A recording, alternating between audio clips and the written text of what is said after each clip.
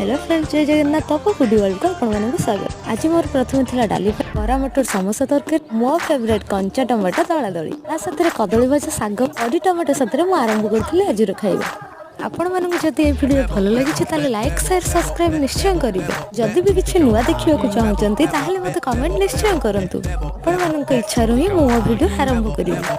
मु गोटे अजब पिला आज्ञा, मो भाया गोटे अजब पिलार गजब खाଇବା आपण मैंने केवे भी खाई नथिबे।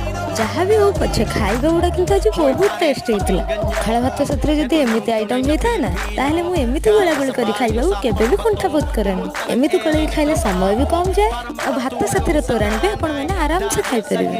कथार अच्छी परा गोटे गुली दुईटा शिकार करवा उचित। आम ओडिया ढगड़माड़ी को मुबा केमिति भूली जीवी। एबे आसीतिला मोर फेवरेट खाद्यर पाली ता होछि कंचा टमाटर गोलागोली। चिर खाइया तो मते बहुत भल लागला।